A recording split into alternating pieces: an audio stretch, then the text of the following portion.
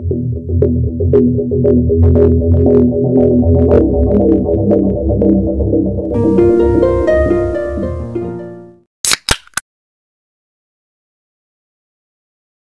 sahabat Weekly, bagaimana kabar kalian di penghujung tahun ini? Semoga semua dalam kondisi sehat, dikelilingi keluarga tercinta ya. Hari ini kita akan membahas insiden yang dialami oleh seorang pria asal Inggris yang terjerat penipuan dengan modus pernikahan. Bagaimana kisahnya? Yuk sama-sama kita ikuti bersama.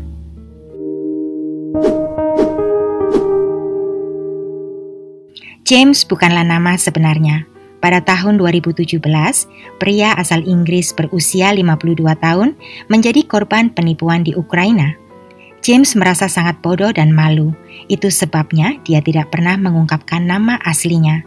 Kerugian yang menimpanya sangat besar, sekitar $250.000. Kisahnya berawal ketika seorang teman James meminta bantuan untuk memulai sebuah proyek kemanusiaan di Odessa, Ukraina. James yang belum pernah bekerja di luar negeri merasa tertantang dan menyanggupi tawaran temannya.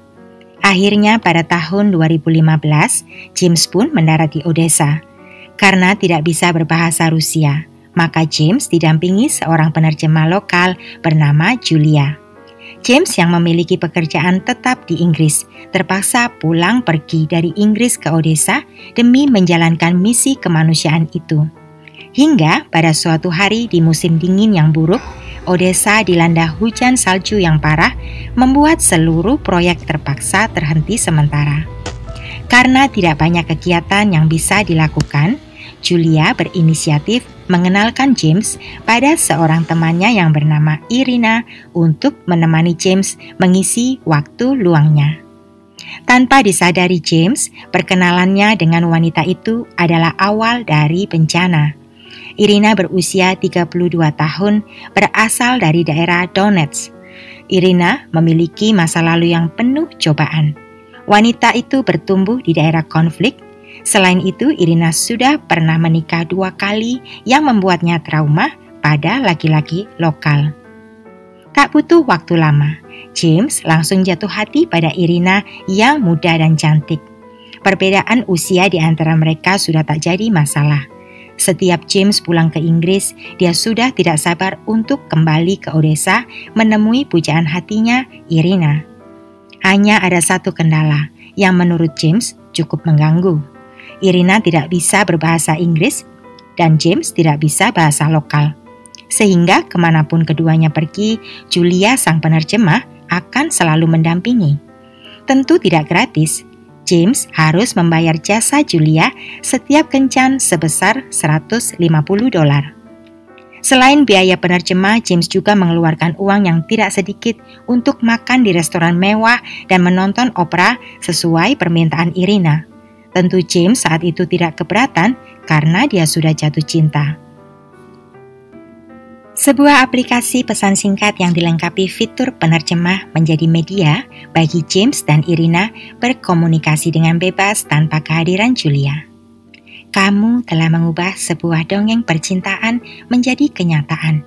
Kamu adalah kebahagiaan di hidupku. I love you. Begitu tulis Irina dalam sebuah pesannya. Tentu saja perasaan James melambung tinggi dipuji-puji oleh seorang wanita cantik.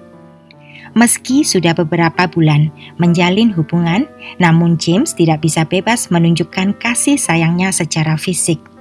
Tidak ada pelukan ataupun ciuman di antara keduanya.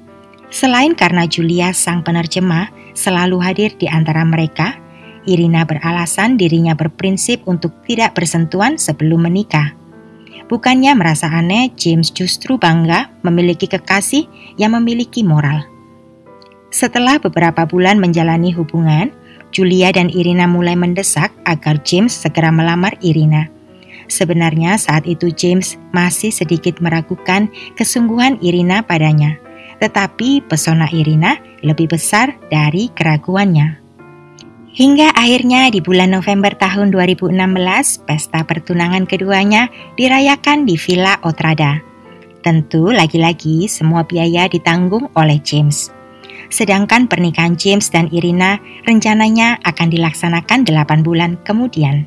Irina saat itu segera menyewa Christina, seorang temannya yang memiliki usaha wedding planner.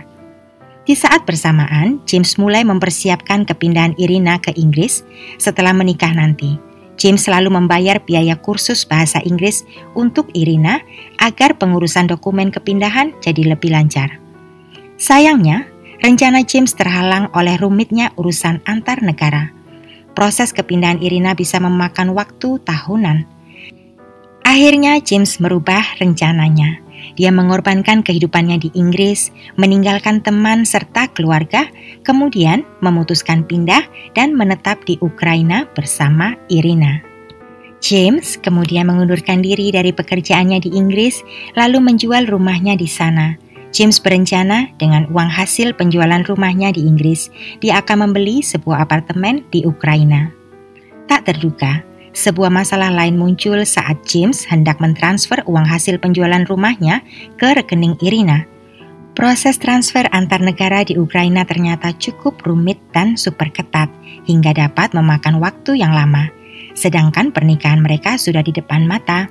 Irina kemudian muncul dengan ide aneh dan meyakinkan James bahwa caranya lebih praktis dan cepat. James hanya perlu mentransfer dananya dari Inggris masuk ke rekening perusahaan Katrina, wedding planner mereka. Tentu saja James menyetujui tanpa curiga. Namun, lagi-lagi masalah lain muncul setelah dana itu masuk ke rekening perusahaan Katrina. Irina mengatakan dana James tidak bisa dicairkan kecuali James dan Katrina bisa menunjukkan bukti mereka adalah pasangan suami istri yang sah. Irina menambahkan bahwa pernikahan itu hanya di atas kertas, nantinya setelah dana cair, James bisa langsung menceraikan Katrina dan menikahi Irina. Tunangannya itu juga meyakinkan bahwa seluruh proses hanya memakan waktu 10 menit, cepat dan mudah. James saat itu hanya bisa melongo mendengar semua penjelasan Irina. Apa-apaan ini? Sungguh tidak masuk akal, pikirnya. Masalah demi masalah datang. James sudah hampir menyerah, tetapi Irina mengancamnya. Bila tidak menuruti, maka Irina akan membatalkan pernikahan mereka di hadapan keluarga besarnya. Ancaman itu tentu saja membuat James ketakutan. Dia berada di negara asing jauh dari keluarganya. Akhirnya pada tanggal 10 Juli tahun 2017, sehari sebelum resepsi pernikahan dengan Irina, James pun menikahi Christina Stakova, sang wedding planner. Setelahnya, dana James segera cair ke rekening Irina. Sorenya dengan kegirangan, tunangannya mengabarkan bahwa apartemen sudah resmi jadi milik mereka. Keesokan harinya adalah hari resepsi pernikahan James dan Irina. Dengan semangat, James menuju Villa Ostrada tempat diadakan resepsi.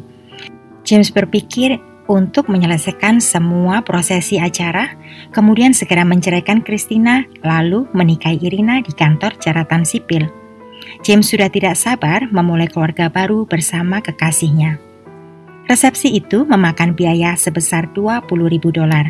James sudah membayarkan semua tagihan pada Christina. Untuk ukuran negara Ukraina, nilai segitu cukup fantastis. Resepsi dihadiri oleh seluruh keluarga dan teman serta kerabat Irina. Hanya 1 atau 2 orang adalah teman James. Sayangnya, setelah malam itu, James tidak akan melihat Irina lagi. Karena keesokan paginya, James sudah tersadar di sebuah rumah sakit. Rupanya semalam, tepat sebelum malam pertama, Ibu Irina memberikan minuman berisi cairan misterius yang membuat James tak sadarkan diri. Sejak saat itu mulai terbuka satu demi satu tabir kebohongan dan penipuan yang diotaki dua wanita, Irina dan Julia, sang penerjemah lokal. Resepsi pernikahan yang semalam dilaksanakan ternyata juga palsu, hasil rekayasa Irina dan Katrina. Semua tamu undangan dari pihak Irina adalah aktor yang dibayar, bahkan 2 orang yang mengaku sebagai ayah dan ibu Irina juga palsu. Irina ternyata sudah bersuami, begitu juga Katrina. Pernikahan Katrina dengan James hanyalah akal-akalan dari komplotan mereka demi mengalihkan perhatian James dari uangnya. James yang polos masih sempat mentransfer uang sebesar $12.000 lagi untuk membayar biaya pengobatan Irina yang mengaku masuk rumah sakit. Irina bahkan melarang James mengunjunginya dengan alasan James belum bercerai dari Katrina. Seorang warga lokal yang baik hati mengungkap tabir kebohongan berikutnya tentang pembelian apartemen. Ternyata harga sesungguhnya dari apartemen itu hanyalah $63.000, sedang James sudah mentransfer sebesar $250.000. Lantas, kemana kelebihannya sebesar $180.000? Tentu saja masuk ke kantong komplotan Irina.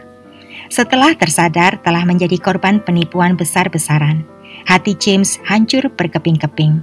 Bukan hanya karena patah hati, tetapi juga karena kehilangan 2/3 dari tabungannya seumur hidup. Seorang penerjemah berlisensi bernama Tatiana kemudian membantu James menyusun kembali kepingan hidupnya yang sudah hancur. Menurut Tatiana, kasus seperti yang dialami James sering terjadi di Odessa. Namun, apa yang terjadi pada James memang sangat buruk. James juga menyewa seorang pengacara untuk membantunya mendapat keadilan. Beruntung apartemen yang dibelinya berhasil dibalik nama menjadi miliknya secara utuh. James berharap apartemen itu segera terjual meski dia tahu tidak mungkin setara dengan uangnya yang sudah hilang. Tatiana kemudian mengenalkan James pada seorang detektif swasta yang berpengalaman menangani kasus serupa. Pria itu bernama Robert Papignan. Menurut Robert, sangat sulit bagi James untuk mendapatkan kembali seluruh asetnya. Tetapi paling tidak dia akan membantu James mendapatkan sebagian besar dari uangnya yang telah hilang. Metode yang dipakai oleh Robert bukanlah cara yang sesuai hukum. Tetapi James tentu sudah tidak peduli lagi. Yang penting berapapun asal asetnya dapat kembali. Saking kesalnya, James rela membayar jasa Robert sebesar 30% dari berapapun uangnya yang dapat diambil kembali. Saat ini James sudah pulang ke Inggris. Meski demikian dia masih terus memantau kasusnya lewat pengacaranya dan Robert. Pada akhirnya, James bersyukur dan memberanikan diri untuk membagikan kisahnya kepada banyak pria agar bisa belajar dari tragedi yang dialaminya untuk berhati-hati saat berhubungan dengan para gadis di Odessa.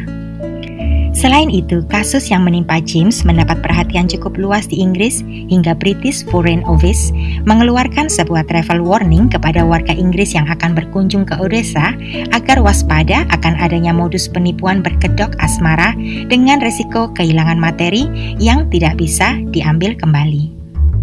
Kasus serupa dengan yang dialami James sebenarnya sering terjadi di mana saja di muka bumi ini.